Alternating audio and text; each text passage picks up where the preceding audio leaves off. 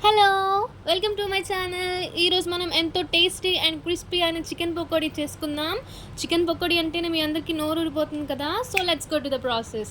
First మనం half KG chicken తీసుకోవాలి. చికెన్‌లో ఉప్పు, పసుపు అండ్ కర్డ్ కూడా యాడ్ చేసుకొని బాగా చికెన్‌ని కలిపేసుకోండి. మీరు చికెన్ ఎంత బాగా కలుపుకుంటే అంత టేస్ట్ అనమాట. So, next biryani masala and chicken masala add చేసుకొని చికెన్‌ని చక్కగా అల్లం వెల్లుల్లి పేస్ట్‌తో మీరు బాగా మిక్స్ చేసేయండి. ఎంత బాగా మిక్స్ చేస్తే అంత మంచి టేస్ట్.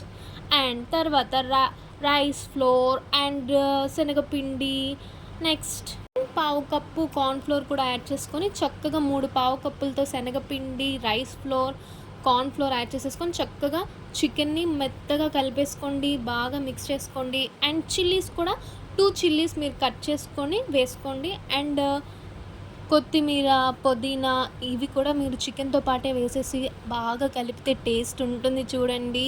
వావ్! అంటారు మీరు తిన్నాక.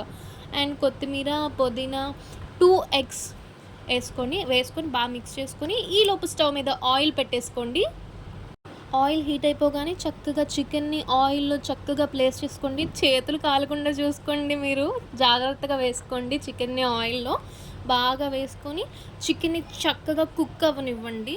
మీరు చికెన్ ఎంత బాగా కుక్ అయితే అంత టేస్టీగా ఉంటుంది. చికెన్ కుక్ అయితేనే మనకి టేస్ట్ అనేది ఉంటుంది. బాగా కుక్ చేసుకోండి. మధ్యలో అలా అలా తిప్పుకుంటూ చికెన్‌ని చూసుకుంటా ఉండండి. So, here we go with chicken pakodi is ready. Cutest chicken pakodi wow! అంటారు మీరు.